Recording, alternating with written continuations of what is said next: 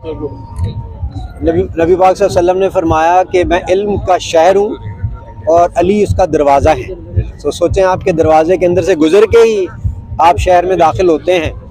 سو رشد و ہدایت والی ساری جو ان کے مولا علی کے اقوال ہیں وہ ان کو ہم کبھی جو ہے نا اس کی اہمیت کو فراموش نہیں کر سکتے, اور وہ ہمارے لیے ایک سمجھ لیں کہ مشعل راہ ہیں, اس میں کوئی شبہ نہیں ہے.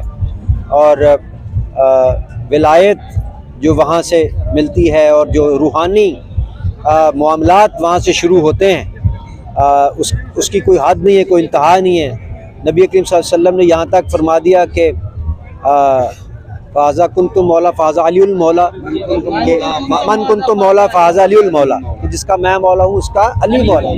تو اس کے بعد آپ اندازہ لگا لیں کہ ان کی شان کا, ہاں جی, جس کو میرے نبی کریم صلی اللہ علیہ وسلم نے, اور جنہوں نے آنکھیں اس وقت تک نہیں کھولی جب تک نبی کریم صلی اللہ علیہ وسلم کا چہرہ مبارک سامنے نہیں آیا.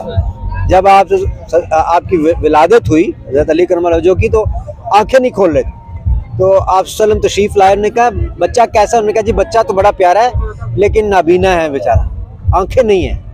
سو آپ صلی اللہ علیہ وسلم نے جب دیکھا تو انہوں نے فوراً آنکھیں کھولی. آپ نے کہا فرمایا کہ یہ میرا چہرہ دیکھنا چاہتا تھا سب سے پہلے. تو کیا آنکھیں ہوں گی وہ جنہوں نے سب سے پہلا چہرہ ہی آقا کریم صلی اللہ علیہ وسلم کا دیکھا, اور پھر ان کے نواسوں کے والد بنے.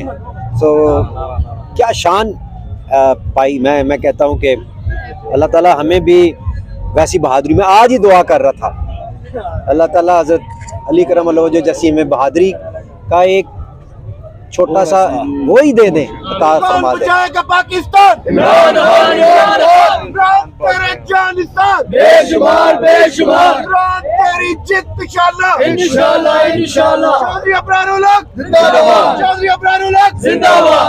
حضرت علی کرم اللہ وجہہ کے حوالے سے بات ہو رہی, پولیٹیکل بات نہیں ہو رہی. اچھا سوری, ٹھیک ہے. تو میں سمجھتا ہوں کہ جی آج اس قوم کے اندر روحانیت آ جائے نا تو یہ ہمارے سارے مسائل کا حل ہے, کیونکہ سیلف ایکچولائزیشن ہوتی ہی نتھنگنیس کے ساتھ, اپنے رب کے ساتھ جب انسان اس کے بارے میں سوچتا ہے تو لالچ ختم ہو جاتا ہے. ہمارے ایک بزرگ کہا کرتے تھے جو جیلسیمیا ایک بیماری ہے, جو ہمیں جیلسی میں مبتلا ہو جاتا ہے, فلاں کے پاس یہ چیز ہے میرے پاس نہیں ہے. اور پھر گریڈیمیا جو گریڈوسس بن جاتا ہے بعد میں, لالچ, وہ بھی ایک بیماری ہے. پریجوڈوسس جو پریجوڈیمیا ہے. سو یہ بیماریاں روحانیت کے ساتھ جائیں گی. جتنی روحانیت ہمارے اندر آئے گی اتنا تسکین ایک کو ملے گی, دوسرا لوگوں کے لیے احساس پیدا ہوگا اور احساس کمتری جاتا رہے گا, کیونکہ ہم سارے ایک ہی آدم کی اولاد ہیں اور ایک دوسرے کی عزت کرنا جو ہے وہ آ جائے گا. تو روحانیت کی روشنی جو ہے نا وہ بڑی ضروری ہے. اور خان صاحب کی جو لیڈرشپ ہے وہ ان کے اندر جو مجھے ایک نمایاں چیز نظر آ رہی ہے over a period of time, جو ابھی گرو کیا وہ روحانیت ہی ہے.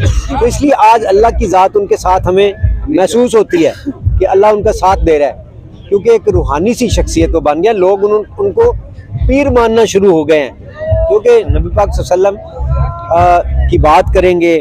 اس کے بعد کلمے کا مطلب ہمیں انہوں نے باقاعدہ ایسا سمجھایا کہ انسان کو لا الہ الا اللہ جو ہے وہ غلامی سے آزاد کر دیتا, دلیر کر دیتا ہے. ریاست مدینہ, ہاں, ریاست مدینہ کا کانسیپٹ.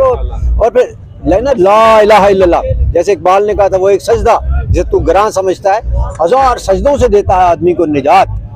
سو اگر ہم سارے یہ بیضیت قوم فیصلہ کر لیں تو دنیا کی عظیم ترین قوم ہے پاکستان, اور وہ انشاءاللہ عمران خان کی قیادت میں عظیم ترین قوم ثابت ہوگی میرے اللہ کے ساتھ. ابرار بھائی ایک سوال آپ سے ہے کہ ابرار قریشی کو ہم فالو کر رہے ہوتے ہیں, وہ بڑے اچھی رپورٹنگ کرتے ہیں باہر سے بیٹھ کے. تو انہوں نے کہا کہ دنیا کی جو پارٹیاں ہیں, دنیا بھر کی جو ٹاپ 10 پارٹی ہے, اس میں 8واں یا 9واں نمبر اس وقت پی ٹی آئی ہے. انہوں نے ایڈی چوٹی کے زور لگانے کے باوجود پی ٹی آئی کا کچھ نہیں. آپ اس حوالے سے کیا بولتے؟ دنیا کی 9ویں یا 10ویں پارٹی ہے ہماری جو نا پی ٹی آئی, یعنی پاکستان میں تو اس کا خیر ان کا ملا کے بھی نمبر. میں آپ کو بتاتا ہوں, وہ مجھے نہیں لگتا یہ بات درست ہوگی, کیونکہ 8واں 9واں نمبر بڑے بعد کا ہے. یہ ہمارا شروع میں کی پہلی 2 پارٹیوں میں 1-2 میں نام ہوگا. اس وقت پی ٹی آئی جیسی پارٹی دنیا میں کوئی نہیں ہے. اور دوسری بات میں آپ کو بتا دوں کہ میں ابھی حج پہ گیا ہوا تھا اور وہ چونکہ VIP حج ہوتا ہے وہ ایز اے اسٹیٹ گیسٹ آپ وہاں کے بادشاہ جو ہے سعودی عرب ان کے مہمان ہوتے ہیں، تو ساری دنیا کے بادشاہ یا ہیڈز آف دا اسٹیٹ جو نا اسلامی دنیا کے وہ وہاں پہ موجود تھے، تو ہمارے ساتھ ہی وہاں پہ خیموں میں رہ رہے تھے. ان سب کے ساتھ میری ملاقات ہوئی اور ان سب لوگوں نے کہا کہ عمران خان اب صرف آپ کا لیڈر نہیں ہے، یہ امت مسلمہ کا لیڈر ہے، یہ صرف پاکستان کا لیڈر نہیں ہے. تو آپ ادھر سے اندازہ لگائیں کہ ابھی ذرا سا واقعہ ہوتا ہے تو چونکہ بحیثیت